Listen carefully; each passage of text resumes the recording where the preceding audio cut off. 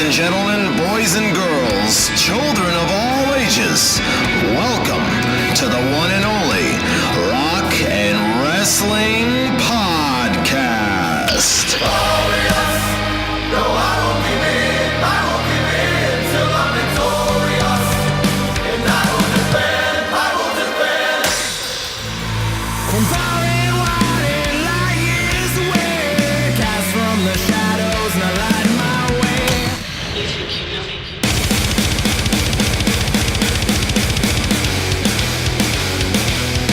I'm just a sexy boy. Oh, I'm not your boy toy. I'm just a sexy.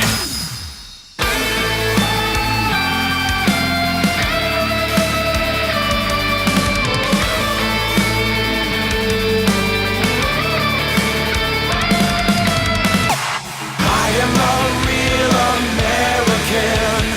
Fight for the rights of every man. Without further ado, from parts unknown, your host with the most, Nick. I am a real American. Fight for the rights of All right, welcome to this week's episode of the Rock and Wrestling Podcast. I am your host, Nick. Thanks for joining me this week. As I mentioned last week, got a huge guest today, Del Wilkes, the Patriot, former big-time star in World Championship Wrestling, the WWE, All Japan, got a start kind of in the AWA. Can't wait to hear you guys hear this interview. We talked a lot about the beginnings in his football career, being trained by Fabulous Moolah, kind of his response to the Fabulous Moolah controversy with the Battle Royal at WrestleMania this year, and lots more career retrospective with Del Wilkes, the Patriot. Really super cool dude. I was glad he joined me last week. This is the first phone interview I've done for the podcast, so I'm excited for you guys to hear it. Like I said, Withstand, it's pretty good quality for recording from the phone, so there might be a little drop out of audio here or two, but you can hear everything just fine between me and Del, so I'm looking forward to everybody hearing that. Once again, I want to put a bow that last week there was 2 episodes. If you remember, if you haven't checked them out yet, go back into the archives in iTunes or SoundCloud or YouTube and check out the archives of JTG, from Crime Time. We all remember him in the WWE. Had a great conversation with him. And then international independent wrestling sensation Carl Fredericks. Go check him out. He's going to be all over the place in California. He's done some extra work with the WWE. So both of those were great interviews, great conversations I had with both those guys. Go check them out. Support their stuff. They're coming to a town near you. Go see them wrestle. If you see any wrestling show coming near you, or near a town close to you, go see them. Check it out. It's good stuff. So Del Wilkes, the Patriot, is going to be coming up here shortly. Want to remind everybody to follow the podcast on Twitter. Nick's RW Podcast is the Twitter handle, as well as Instagram Rock and Wrestling Podcast, the Gmail Rock and Wrestling Podcast, as well on Facebook at Nick's Rock and Wrestling Podcast. On YouTube, go find the YouTube channel, Nick's Rock and Wrestling Podcast, all over there. If you want to help support the show, go buy yourself a t-shirt. Summer's coming, great weather, you need a tank top, go over to ProWrestlingTees.com/Nick's Rock and Wrestling Podcast store. It's over there on Pro Wrestling Tees. They got a lot of great stuff. Not only is my store there, you can find Bruce Pritchard's, Tony Schiavone's, you can find all kinds of independent wrestlers like the Young Bucks over there at ProWrestlingTees.com. They also have some old school legends stuff over there. So overall, ProWrestlingTees.com is a great site if you just want to get some other wrestling merchandise outside of the WWE, where probably all of us wrestling fans majority shop for our memorabilia, our t-shirts, whatever it may be. As well, want to give you a heads up. On the back end of the show today, we'll preview the Greatest Royal Rumble event, which is this coming Friday, 12 Eastern, 9 a.m. Pacific.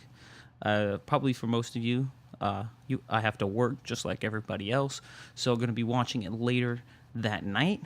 So hopefully some of you will be seeing it live and such. This is a huge event.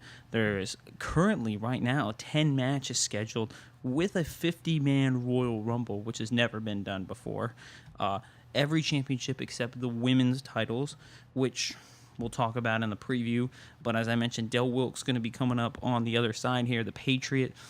First, I want to just give, if you don't know a little bit about who the Patriot is and who Del Wilkes is, the Patriot was a masked wrestler in the 90s, and I became very familiar with the Patriot through his.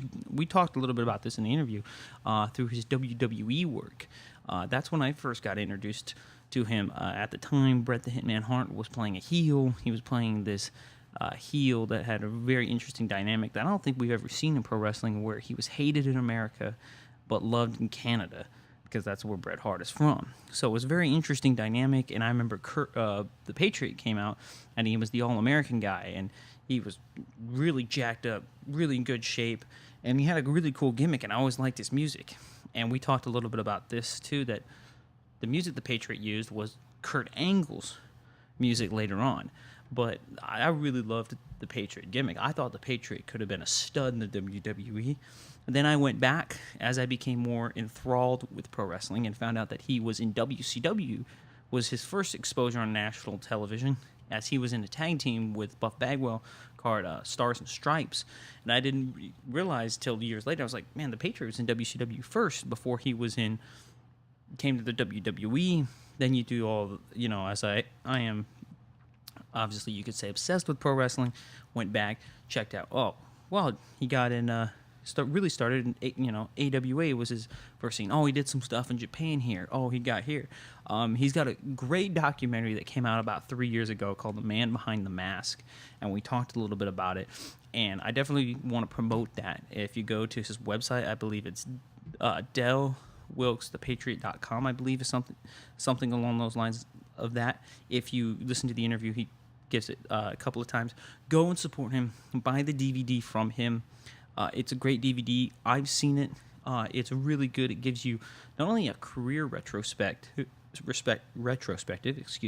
but also gives you everything about the Patriot in his life, his beginnings, where he grew up, everything from his college football career, which he was a phenomenal college football player, as well as his kind of small stint in the NFL, how he was trained. I didn't know until I saw the documentary that I realized that he was trained basically at one of the Fabulous Moolah schools, which was crazy to me, seeing that Del being a male competitor and the Fabulous Moolah a woman competitor. So it was crazy to see that he was trained by them. But that's really awesome, and we get into a little bit of that as well in the interview. But you definitely go support him, because he is one of those guys that has a terrific story. I'm glad he's doing healthy and he is well. He is still here today to tell his story. I think his story is very uplifting because of kind of the outcome. Yes, he's had some ups and he's had some downs, but I think that's like a lot of the guys in the old school wrestling business have some ups and some downs. I'm very glad that he's doing well. He's healthy. I'm very glad that he gave me the time to sit down as a big wrestling fan that started this kind of podcast as a passion project. It felt kind of full circle, because 1997's when I really got into pro wrestling. I got into the whole NWO Sting angle, but at the same time I also watched WWE. And one of the first guys that I ever saw on my television screen pro wrestling was the Patriot, with his American flag, long trunks, the Patriot mask with the eagle, the music, his whole angle with Bret Hart, teaming with Vader, everything along that lines. He was one of the first guys I saw on WWE television that drew me into this form of entertainment and sport. So it was really cool to sit down and chat with Del and just really pick his brain, hear about everything he's done, who he's close with in the business. So it was really cool opportunity for me to sit down, and I really appreciate it, and I highly encourage you to go buy the DVD, support Del and everything that he does. If he's at, an old school wrestling convention, go see up to him. He's a really approachable guy. I'm glad he joined me for this interview. So coming up here, just a matter of seconds, the Patriot Del Wilkes.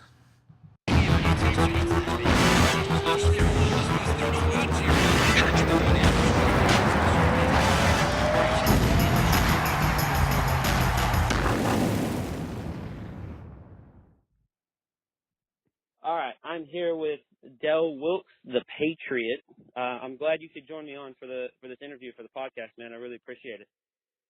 Well, glad to do it, and I appreciate you giving me the invitation. Absolutely. So first, what I like to do always is start off and talk about a little bit about how you got in how you got into the wrestling business. But you were a football player first, correct? That's correct. I was born and raised in Columbia, South Carolina. I still live here today. And like most kids my age, grew up just a huge sports fan, but I gravitated toward football. I was a big kid, and the Lord blessed me with some athleticism. And so football was what I played. Played through, the Pop Warner League through high school. Had scholarship offers from basically every major school in the South, Southeast. And being a South Carolina native, it came down to a decision between Clemson and the University of South Carolina for me. And so I accepted a scholarship in 1980 to attend and play football for the University of South Carolina. I played there from 1980 through 84. Had a tremendous career there. Was a first team consensus All-American my senior year. There have only been 4 of those in Gamecock football history. And was captain of the team, most valuable player on that team. Spent just 2 brief, quick years in the NFL. And besides football, I'd always been a huge wrestling fan. And I had decided probably my sophomore year in college that whenever football ended for me, whether it was after an NFL career, if it was after college, whatever it was, that I wanted to pursue a career as a professional wrestler. And so that's where it started for me. I grew up watching Mid-Atlantic Championship Wrestling. As a matter of fact, one of my childhood heroes died yesterday, Paul Jones. And so I saw guys like that and Wahoo and Johnny Weaver and the Briscoes on my TV every Saturday.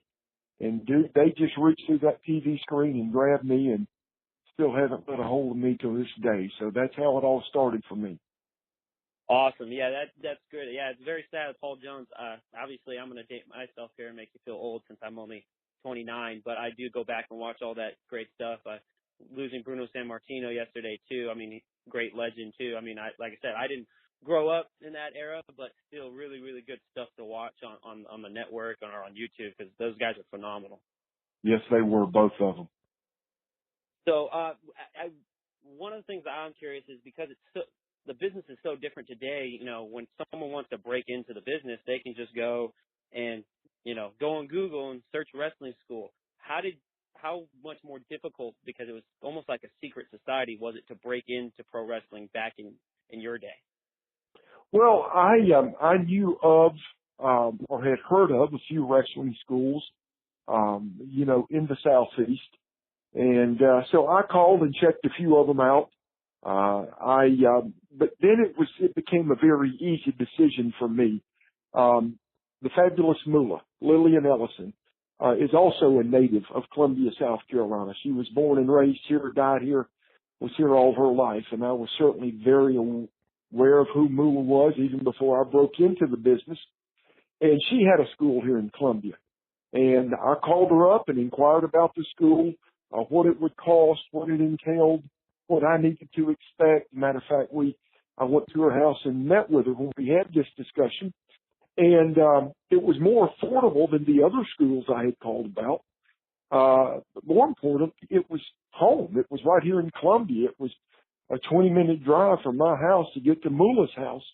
And the only drawback initially that I saw was that it was geared more toward women. There have been a lot of phenomenal women that have come through Moolah School and that were trained and influenced by Moolah.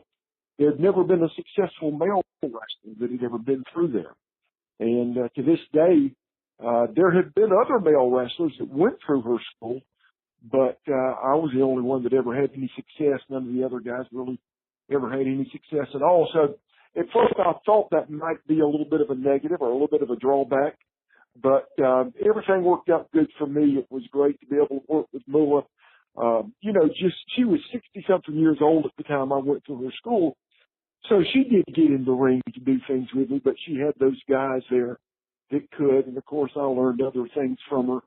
And then also to her, just her relationship with others in the business, helped open up some other doors for me. She brought in Wahoo McDaniel to work on one of the shows that she would run here in South Carolina, just small little shows. They were mostly for the benefit of those of us that were going through her school to get in a ring in front of a live crowd. No matter how small that crowd was, we were still in front of a crowd of people. And she had Wahoo come in one day or one night and work one of those shows.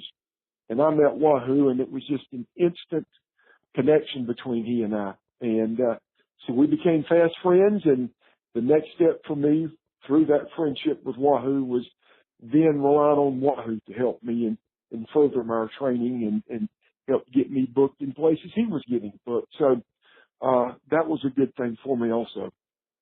That's amazing. That's a great story to hear how you hooked up with that. One of the questions, because I did do some research and I was reading that you went to the Fabulous Moolah School, was I wanted to get kind of your thoughts on everybody, the fan kind of backlash when they named the Battle Royal for WrestleMania after her. I thought that was a great honor, and I had no problem with it. What were your thoughts when they retracted and took her name off of that? I think it's sad. I think it's a sad reflection of society today, how a bunch of idiots, and most of them are idiots, they're know-nothing idiots, can get on Facebook and just throw out a bunch of lies, rumors, innuendos, falsehoods about a woman they never met, a woman they know nothing about. I know so many of the women that went through Moolah School.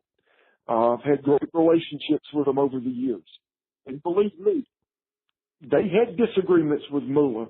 I had disagreements with Moolah. Moolah didn't always do everything that the way I liked, and there were arguments over payouts and money, but that happened with basically every promoter I ever worked for. That's not a unique thing in the wrestling business to have those disagreements with a promoter or someone that's training you or help open doors for you. But the one thing that she never was, and nobody ever accused her of being, until this one individual came along and this thing spread like wildfire, she wasn't a racist, she wasn't a bigot, she wasn't a pimp, and she wasn't a drug peddler. That's a bunch of garbage straight from hell. And it just was greatly disappointing to me to see the WWE have to relent from pressure from a corporate sponsor, Snickers, and to remove Moolah's name from that Battle Royal. You know, and it seemed to happen so quick. We saw countless woman after woman after woman on WWE talk about what an honor it would be to participate in the Fabulous Moolah Battle Royal, what an influence Moolah was on them, what an inspiration Moolah was, and then to have all that taken away because a bunch of idiots, and evidently thousands of them, put pressure on Snickers, and then Snickers put pressure on Vince, and they had to cave in. So I found it revolting and disgusting.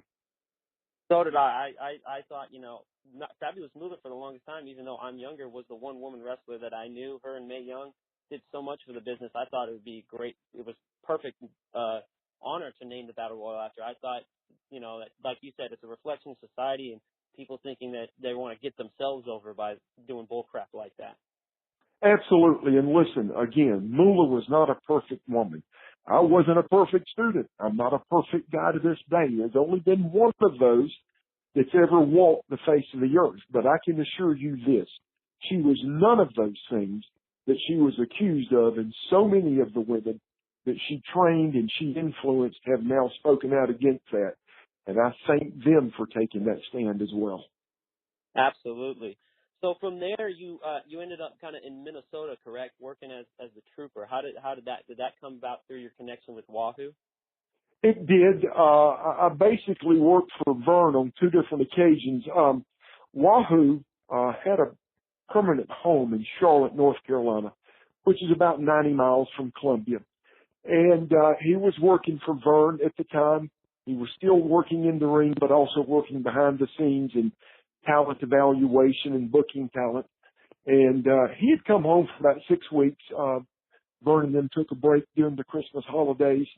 And that's when Wahoo worked the show where I met him, the show he worked for Moolah.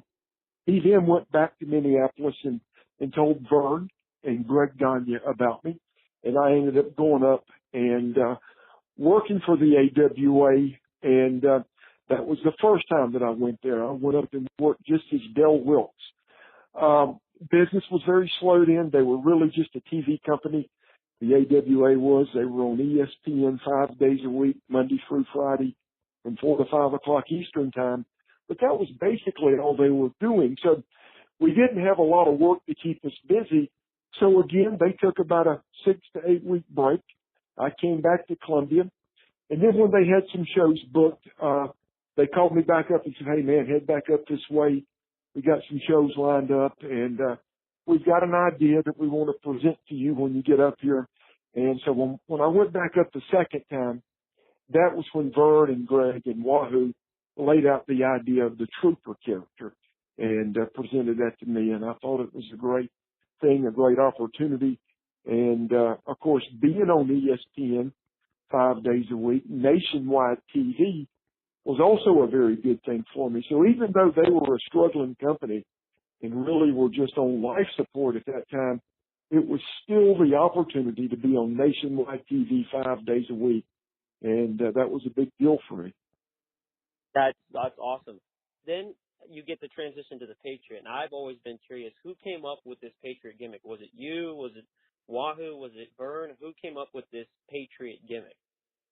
Well, there's a little story to it, and the AWA had folded and just closed their doors and gone out of business. DJ Peterson and I were the last tag team champs in AWA history. And so I came back to Columbia and just worked some independent shows. And of course, back then you contacted bookers and other companies through the telephone. There was no internet or computer back then. You mailed out tapes, you mailed out pictures. So I was busy mailing those out to every promoter that I could think of, for every company I could think of. And I was contacted by Bill Levy and Joe Pedicino. And they presented to me the idea of this upstart company that they were working on called the Global Wrestling Federation, the GWF. They were going to have that same contract with ESPN, the same time slot, 5 days a week, just as the AWA had. But they were working on funding, and supposedly there was this extremely rich African businessman that was going to dump tens of millions of dollars into this company, and we were going to challenge the other two major companies, WCW and the WWF. Well, that big time money never came around, but the company did get off the ground and get up and running. So they sent me a ticket to fly into Dallas for the very first TV taping that the Global Wrestling Federation was ever going to do. Nobody had told me any different or ever hinted anything any different. So when I left Columbia that day to fly to Dallas, I took my trooper gear with me because I thought that's what I was going to be doing, would be working as the trooper. And I get to Dallas that afternoon, and literally 3 or 4 hours before we were to go to the building and tape our very first TV show, Joe Pedicino and Bill Levy and Joe's wife, Bonnie Blackstone, came to my hotel room and laid out this Patriot idea to me. And you got to look at the context of it. At that time, the early 90s, our military had gone into Kuwait to liberate Kuwait from where Iraq had invaded Kuwait and was occupying Kuwait. So anytime something like that happens, at least initially, the country's behind it, or most people are, and patriotism was really at a fever pitch. So their thought was, man, what a golden opportunity we have here to take advantage of what's going on in the Middle East, to take advantage of that, and just the high level of patriotism right now. And we think you're the guy to do it. So they pulled out the mask and the tights and the trunks and all the red, white, and blue stuff. And I was sold immediately. And that night, when I walked down the aisle at the Global Wrestling Federation, we were using the Sportatorium in Dallas, that was the first time any crowd had seen the Patriot. And that building erupted. And it wasn't because it was Del Wilkes doing it. It was just that character, and the people were so patriotic at that particular time and so behind our military. And I knew that first night that, we're on to something good here, and this could really, really shoot my career up to the next level. And it did. It did. And you did, I believe after that, you did some tours in Japan. How well did that kind of American gimmick go over in Japan? Oh, it went over great. I was working for All Japan, Giant Baba's company, and I had gone a few years earlier as the trooper, and I just didn't do well. It was on the 3-week tour. I was not prepared for the style of matches that they had in All Japan, the type of work they had, the physicality of the matches, and I really didn't do very well. So I thought, well, I've blown this opportunity, and I'll never hear from Baba again. I'll never have an opportunity to come back. But once they saw me doing the Patriot character, obviously I had matured as a worker. I'd gotten better, more experience, more time in the ring, and they were impressed with what they saw, so they contacted me and asked me to come back. And the great thing about the way Baba was doing business at the time, there were no heel baby faces in his company. They just didn't do business that way. Our TV show did not consist of anything but wrestling. There were no managers, there were no valets. Everything was a clean finish. There were no angles, there were no gimmicks. They were just clean matches.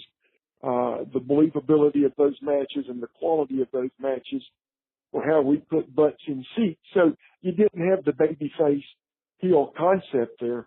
And so the people accepted me tremendously. I mean, it just, again, it was obvious from the first night back that this was going to be a good thing. And so Baba offered me the opportunity to go to work for him full time, which I accepted. Awesome. Yeah, that's great, because then you came back, and that's when you got hooked up with WCW, and you did the tag team with Buff Bagwell. I've always been curious, because you were a singles guy in WWE. Did you want to be in a tag team, or was it just that's what they had for you in WCW? Well, I originally went in as a singles wrestler, and when I worked for the AWA, Eric Bischoff was our TV guy. He did our ringside interviews. He did color commentary for our matches. He and Lee Marshall. And so you fast forward to WCW, and the opportunity has been presented to me to go to work for them full time. And it was Eric that called me and reached out to me. And of course, Greg Gagne was working for WCW at the time, and he was one of the bookers on the booking committee there. So these guys called me up and flew me into Atlanta, and I sat down and met with those guys and came out with a 3-year deal. And so that was how that worked. But I went in as a singles wrestler.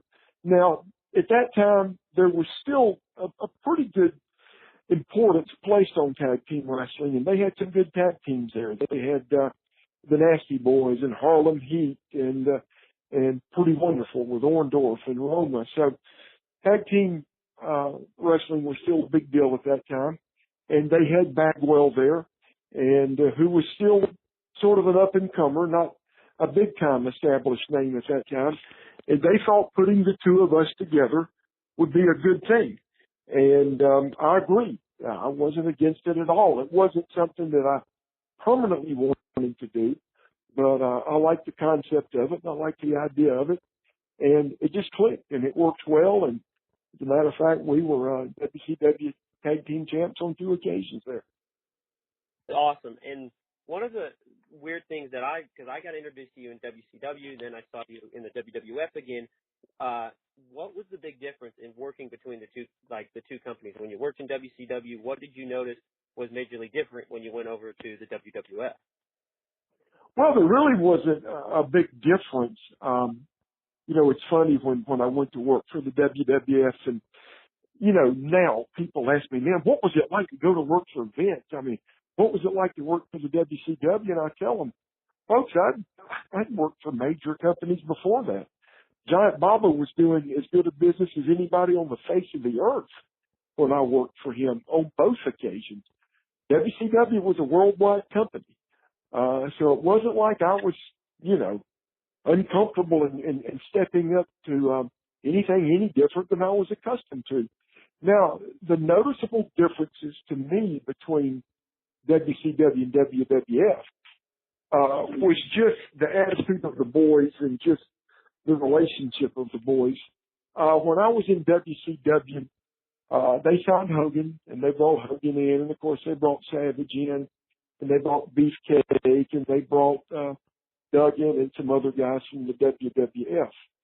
And it created a lot of cliques. It created a lot of factions. Flair was on the booking committee. Arn Anderson was on the booking committee.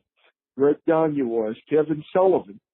So all of a sudden, you've got sort of a fractured locker room or dressing room, because you've got the friends of Hogan that came over from WWF with him. You got the friends of Flair, and you got the friends of Gagne. You got the friends of Kevin Sullivan.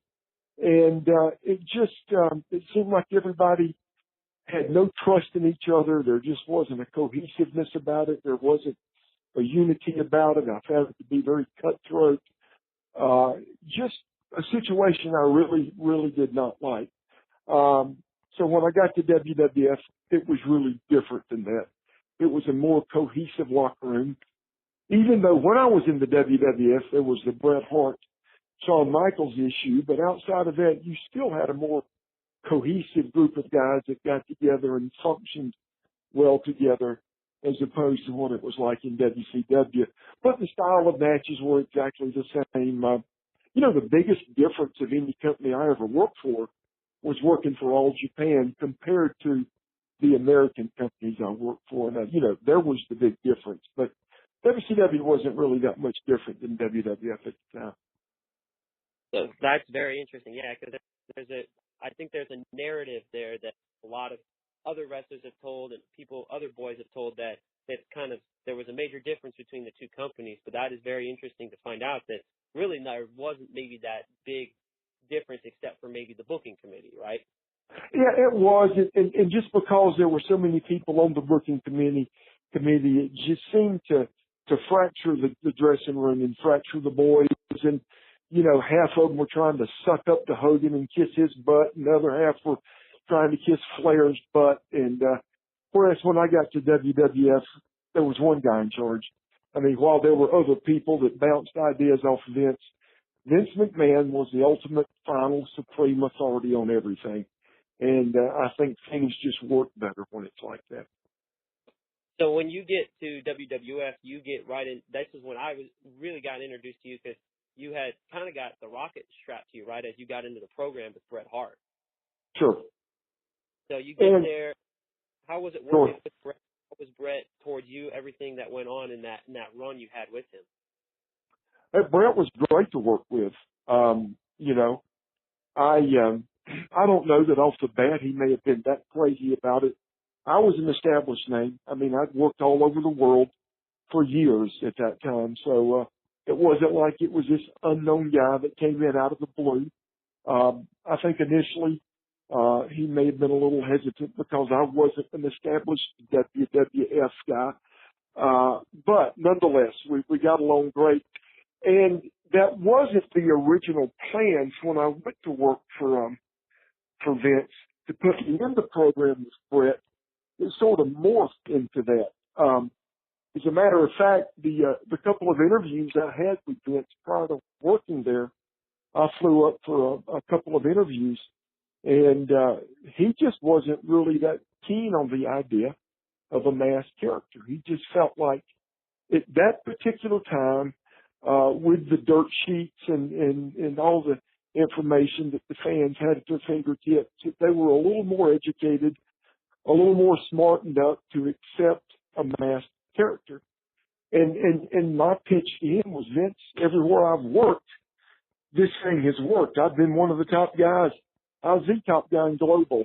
I was one of the top 5 guys in Japan. I was one of the, top guys in WCW. So this thing has worked everywhere I've been. And I do disagree with you that it can't work here. I really have no doubt that it can work. And he said, we'll roll with it. He goes, but, along the way, if we feel like we need to make a change, he said, are you open to that? And I said, yes. I said, but I think we definitely need to give this thing a chance. And, literally from the first night that I was introduced and walked down the aisle, the fans immediately got behind the character. They remembered the character from the global days and from WCW, and of course the ones that got tapes from Japan. They were very much aware of who I was and what I had done in my career. So once he felt good about that and saw that firsthand and witnessed how the fans got behind the character, that's when he came to me about putting me in the program with Brett. And it just felt like a glove. It was good timing, and we enjoyed working together. We had great matches together. Brett worked more of that Japanese style that I was accustomed to. There was a no-nonsense attitude about Brett when he got in the ring, and I approached it the same way. We weren't in the ring for a comedy spot or to get people to pop and laugh at something. We were in the ring to bust our butt and try to tell a believable story and a match that looked believable and looked like, something that people could attach themselves to. And of course, with that dynamic of the anti-American Bret Hart and the patriotic character of the Patriot, it fit and it worked well. It did. That was one of the first angles when I was younger I really got into and got behind, and you had some great matches with Brett. So I really want to commend you. There was some really good stuff you did with Brett there in the WWF. Appreciate it. So one of the things that I've always been curious for, and I've wanted to get your take, is your entrance music in the WWF became synonymous with another WWF guy, Kurt Angle. Did you have any take on how that's kind of ironic? It was your music first, and then it became synonymous with Kurt Angle? No, because it wasn't, really my music or his music. It was music that the WWF brought to me. They brought a lot of different, clips of music or just, here, what do you think of this? Here, what do you think of this? Take this home tonight and listen to these over the weekend. What do you think of that? What do you think of this? And I just picked that one. I liked it. They liked it. I thought it worked well. There were no words to it. It was all just music. It wasn't something that was a knockoff on a video somebody else had done. So it worked, and it worked well. And but then later you have Kurt Angle, and here's another guy that was an American hero, a gold medal winner in the Olympics, and it just made sense to put the music on him.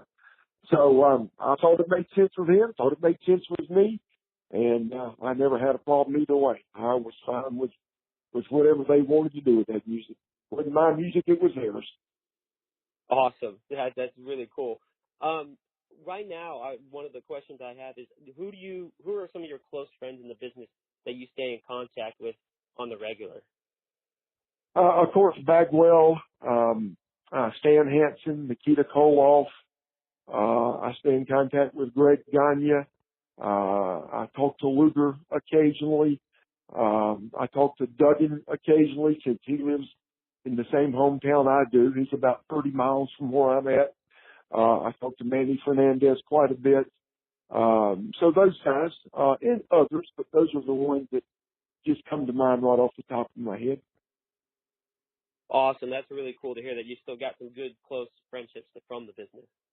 Yeah, man, I tell you, it's a very unique business. I'm very proud that I was part of a unique business. And not only that, but a business that it has a very small fraternity of people that have been in that business and been able to do it full time and claim it as their career. And I'm very proud to be a part of that small fraternity of men and of course the women as well. But also along the way, you travel the world with these people. You spend countless hours on airplanes and rental cars and gyms and restaurants and movie theaters. You're with these people more than you are with your family. So obviously you create tight bonds that last you until the day you die. Awesome. Yeah, that's very, very cool. You're not going to find many, entertainment businesses that are like that. No.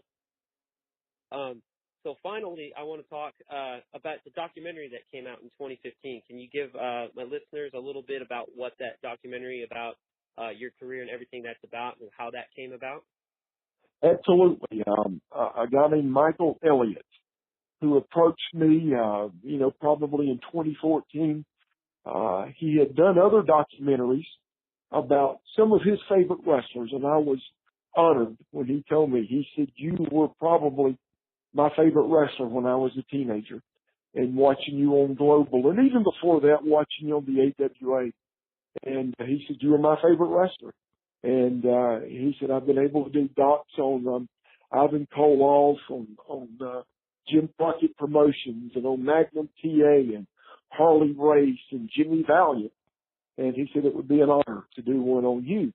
And so I thought about it. My wife and I talked about it and discussed it. It was going to be about more than just wrestling, obviously. It was going to cover my entire life.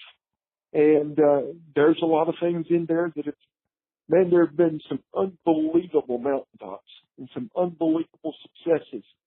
And the guy that had a dream and busted his butt to live that dream and to make it happen and make it come to fruition. But there were also some extreme lows in there as well.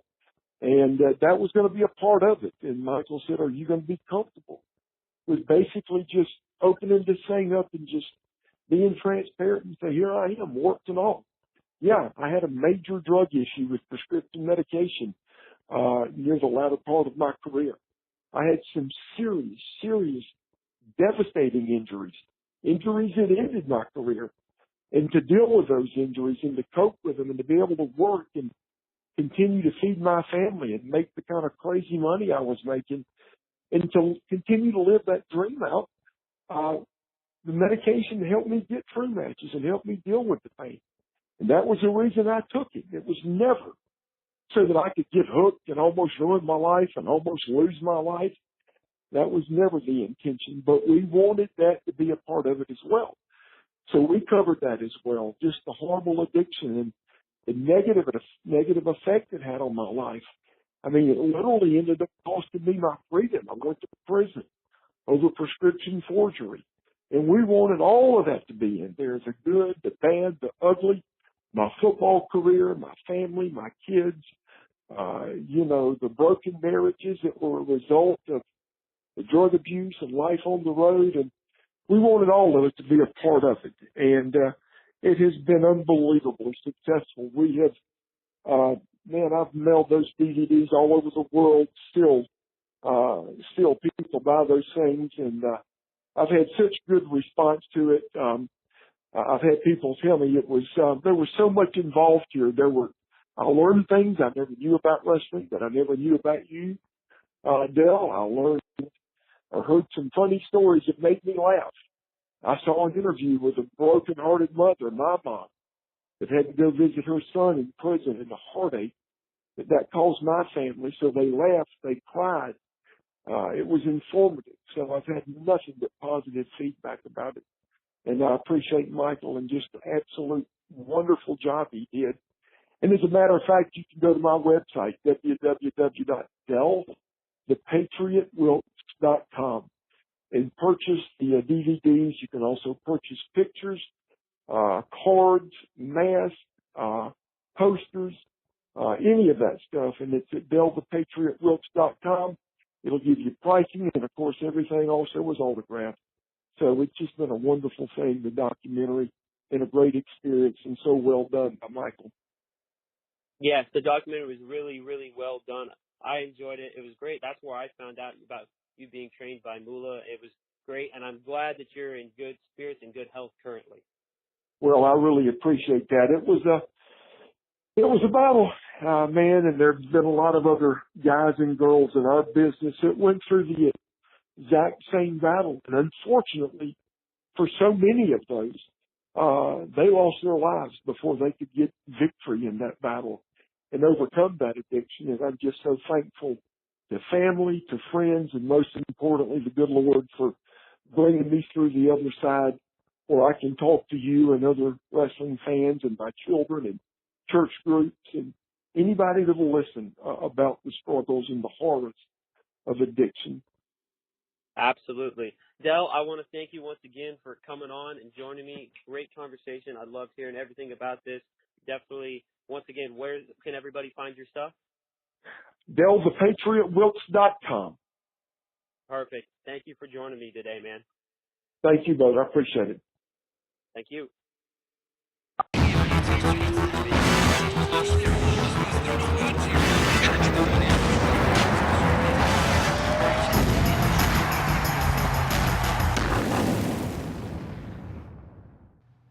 All right, I want to thank Del for coming on with me this week. Phenomenal, phenomenal guy. Really appreciate the time he gave me. Go support Del. Go buy the DVD and check out his story. It's a phenomenal documentary, not only about his career, but about his life. So really, really glad he's doing well. Glad he could join me on the show. And now, as I mentioned, on the backside here, we're going to do a little bit of the greatest Royal Rumble preview, which is this Friday, which is in Saudi Arabia. It's a huge, it's almost like we're getting a second WrestleMania in the month of April because it's 10 matches. All the titles except women's titles are being defended. And there's a 50-man Royal Rumble, which has never been done. There's been a 40, I think, is the largest they've ever did. They did that in 2011. They're doing now a 50-man Royal Rumble, and it's huge. It's like in a big-time, I guess you could say, equivalent to one of our football stadiums, but I guess a soccer stadium there in Saudi Arabia. There's going to be no women on the show just because politically they're kind of, things are different over in the Middle East when it comes to women, so that's the only reason they're not appearing on the show. I'm not going to get into any of that, but that's basically the reason why. There's a ton of matches here. There's some big implications. I'm just going to run through some of the card real quick, give my predictions. I'm not going to spend a lot of time. There's two particular matches I want to spend my time on. Obviously, the return of The Undertaker against Rusev in the casket match, and then obviously the big one, the Universal Championship match with Brock Lesnar and Roman Reigns. So we'll get into that. But let's start off. You got John Cena versus Triple H. I think that's just going to be a straight ahead, kind of fun match. I mean, both guys are, aren't full-time guys right now, so it's just going to be kind of a back and forth. Here's an attraction match. These guys are well-known names around the world, so I think that's why they paired them together in this match. So basically that's it. You got the Bludgeon Brothers versus the Usos for the SmackDown Tag Team Champions. Don't think we're going to see a change here. I think you're going with the Bludgeon Brothers. I think you'll get, really, if you're booking SmackDown, you want to go Bludgeon Brothers, Sanity. Excuse me there. I think that's where they're going towards, and I think that'll be a big time match when they get there. Bray Wyatt and Matt Hardy versus Cesaro and Sheamus the Bar for the vacant Raw Tag Team titles. Or at least we're getting one new champion because these titles are vacated after Braun and Nicholas vacated them from the Mania deal.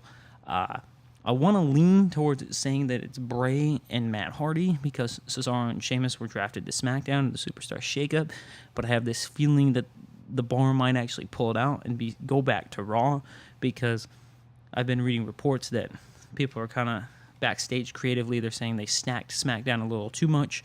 Need to have some superstars come back over to Raw. So I could see there. It really could go either way. Jeff Hardy versus Jinder for the U.S. title. Jeff Hardy's going to win here. Jeff Hardy's on SmackDown. Jinder's on Raw. Pretty much straight up there. AJ Styles versus Shinsuke Nakamura for the WWE Championship. This is interesting because they're really building on this feud. I don't think they're going to change the title here just because of the Universal Championship title picture on this card. I think you're going to stick with AJ Styles being champion. I think they still have a lot of storytelling to build towards with these two, especially heel Nakamura. I still think it's a little early. I think they're going to be building up a little bit more. Then you have the ladder match for the Intercontinental Championship, which currently is weird. They're advertising it as a 4-way, but on some posters it has a 5-way. And right now it's Seth Rollins defending against Finn Balor, Samoa Joe, and The Miz. And then you also, some posters have Bobby Lashley in there. Seth Rollins is going to win. You've got Samoa Joe's on SmackDown, Miz is on SmackDown. There is also the Backlash pay-per-view, which is coming up next week, a week from Sunday. So I don't think you're going to have Seth Rollins drop it. I think it's a little too early. I think they're really going to run with him as the IC champion. So I don't see that happening. And then you also have the Cruiserweight title supposed to be on Cedric Alexander defending 205 Live, finishing up here shortly. So we'll kind of know the contender here as I'm recording this on Tuesday night. Don't think the title is going to change there either. But Then you have the 50-man Royal Rumble. They haven't really named a prize for this. Most of the time when there's a Royal Rumble match in January, the winner gets a title shot at WrestleMania. I thought it would be interesting if they use this as the winner gets a title shot at the main event of SummerSlam would work. Currently, right now, I think the only thing they have planned is to have him, the winner of this Rumble, have some trophy. And you've got everybody in it. I mean, Jericho's coming back for it. Lashley's in it. Daniel Bryan's in it. I mean, it's 50 men. I mean, there's even been reports that Rey Mysterio and the Great Khali are going to be in it. So, interesting there. But the two matches I wanted to talk most about are, first, I'll start with The Undertaker versus Rusev in the casket match. It's interesting here because it's gone back and forth. First, they announced it'd be Undertaker Rusev. Then Rusev gets pulled from it. It's going to be Undertaker versus Jericho. And then Rusev's back in the match. So, really not sure what's going on. And it's going to be interesting to see how much can Undertaker really do. He had a 3-minute squash match against John Cena a few weeks ago at WrestleMania. How much is he going to do with a bigger, younger guy in Rusev? I think we'll get a little bit more out of Undertaker here, but it's going to be probably a pretty quick match. But I think it helps Rusev get in the rub here to be in the ring with a legend. But just out of sheer curiosity, what is The Undertaker going to be able to do? So it's going to be interesting on that front, just how much is he going to be able to do in that ring, especially with someone who's, bigger than Cena, weighs more than Cena. Probably not going to be able to do a whole lot, but it's still, we're getting to see The Undertaker. Now the match that probably everybody in the world is going to be talking about is Brock Lesnar, Roman Reigns, steel cage match, Universal title. We know all the outcome, the fallout from the WrestleMania match. Roman's not champion. Brock's still here. Brock signed a short-term deal, so we're not sure. We know he's getting paid a lot. We don't know the specifics of how many dates Brock's supposed to be on there, but we do know it's Brock and Roman for that Universal title, and I think it's WWE be committing suicide by putting the title on Roman here. They have not helped him out at all since WrestleMania. Nobody cared about that match in the Superdome. The next night, nobody cared. Samoa Joe came out, basically cut a scathing promo on him 1 week, cut up a scathing promo on him next week. This past Monday, Roman just came out, nothing to Brock, while Brock and Paul were gloating. I don't know where they're going. They haven't given anybody emotional investment in Roman. I think it's a failed experiment here. I think it's time to move on. I think you need to find your next face of the company. Roman's not the guy. I think we can clearly see that from what's going on here, and it's just not working. Braun is over like Rover. I think Braun is your guy. Seth's a possible guy. I still think if you positioned Finn Balor the right way, he could be your guy with that demon character and the demon paint, now the entrance. I think everything that goes with it, Finn could be your guy. There's plenty of talent on this roster to make the guy. And Roman's just, I think this almost 4 years now this experiment has gone on, and nobody's getting over. The crowd reactions, the promos, everything. I think, there's always the easy route of turning him heel, but does that work? Because then, I think at this point, to get him cheered at all, you need to have him turn heel, because the people that are booing him are going to cheer him as the minute he becomes a bad guy, and that's what you want. So I'm not sure where they're going with him, what direction they're going with him, but it's just going to be very interesting, because you don't know. Did Brock sign on for this one match? Are we going to get Brock and Lashley? Is Brock going to do something with Braun Strowman down the road? And really got to think about Roman winning the title. Who can Roman dance with? Who's a bona fide heel on the Monday Night Raw roster? They just moved Samoa Joe over to SmackDown to keep him away from Roman, because Samoa Joe's too good on the mic and people are going to cheer him. There's not a bona fide heel that he can work with. Could he work with a Jinder Mahal? Yes, but that doesn't do anything, for anybody. So it's going to be interesting. If you turn Roman heel, you make him the heel, you make Braun the good guy. Yes, we've seen that match many a times, but I think at least you have defined roles in a bad guy and a good guy. So it's really going to be interesting. This event on Friday, for me, Friday morning, is going to be a 5-hour event, 5 to 5.5 hour event, which is insane considering we just had, close to a 7.5 hour WrestleMania or at the beginning of the month. We're getting a second event, almost 5.5 hours. And it's going to be interesting because do you make Roman the champion here? One, it's outside the United States. It's not going to be a United States crowd, so he's not going to get booed. 2, but do you really want your crowning achievement for Roman Reigns basically in the middle of the day when nobody's going to watch it live and it's going to get spoiled because everyone gets the alerts on their phone? Nobody's going to be watching this live, for the exception of very few people that may be calling in sick to work or not, young kids not going to school that day. The majority of people work on a Friday. Especially out here on the West Coast, it's 9 a.m. Most people are going to be just starting their shift. So they're not going to watch it till later that night.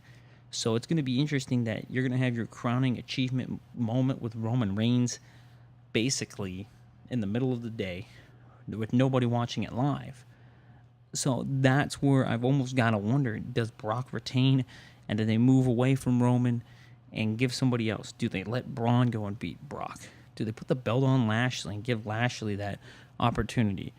Is there somebody else that can beat Brock for that Universal title? So, gonna be interesting to see what in the world they're gonna do this Friday. I think that's the most match everybody's curious to see is what are they going to do with this Universal title situation between Roman and Brock. Brock's got limited dates. We don't know how many more dates he signed for. Roman Reigns not getting over. I would say it's a failed experiment and time to move on. So it's going to be very interesting, but it's a really, really good card. I wish it was later in the day, but I think it's going to be a very, very good, fun, and exciting card. I always get excited when WWE does special things like this for the network. So it makes you really enjoy paying that $10 a month for the network when they're going to give you original live events like this on the network live. I think it's really, really cool. So anyways, I want to once again thank Del Wilkes, the Patriot, for coming on and joining me this week. Little preview there of the Greatest Royal Rumble. Remember to follow on Twitter at Nick's RW Podcast is the Twitter handle. On Instagram, Rock and Wrestling Podcast, as well as Facebook, Nick's Rock and Wrestling Podcast, the Gmail Rock and Wrestling Podcast at gmail.com, and at YouTube, find Nick's Rock and Wrestling Podcast. I'm changing it up this week. I think from now on I'm going to be posting these early in the morning, very, very early. So you East Coasters, you'll be getting it about 9 o'clock in the morning. You West Coast people getting up ready for your drive to work at 6 a.m. So this will be posted very early, between 6 and 6:30 Pacific time, 9 to 9:30 you East Coasters. So you'll be getting it a lot earlier from now on. So I think it's going to be, I hope everyone really enjoyed that interview with Del. Hope everyone enjoys the Greatest Royal Rumble this Friday. Next week, we got another big guest lined up. I've got several guests in the work. I don't want to give it away just yet, but it's going to be a big one. So definitely tune in next week when I have my guests. As I said, I'm getting a lot of guests lined up here for the coming weeks. Want to make sure that I've got this guest locked down. But tune in next week right here. We'll do a kind of a Greatest Royal Rumble recap. I'll give you another great interview with a special guest. I don't want to give it away yet, so I got to make you tune in. And we'll do maybe a little bit of a backlash preview. I promise for you rock and roller fans out there, we're going to be getting some more heavy metal rock and roll content in the coming weeks. But once again, make sure you go over to Twitter, Nick's RW Podcast, Nick's Rock and Wrestling Podcast on Facebook, Rock and Wrestling Podcast on Instagram, Rock and Wrestling Podcast at Gmail. Find us on YouTube, and make sure you go to ProWrestlingTees.com/Rock and Wrestling Podcast store. Find yourself a tank top, long sleeve t-shirt, a regular t-shirt, whatever it is. Support it however you can do it. Much, much appreciated. Definitely will give you a shout out if you buy a t-shirt. So definitely join me next week right here on the Rock and Wrestling Podcast.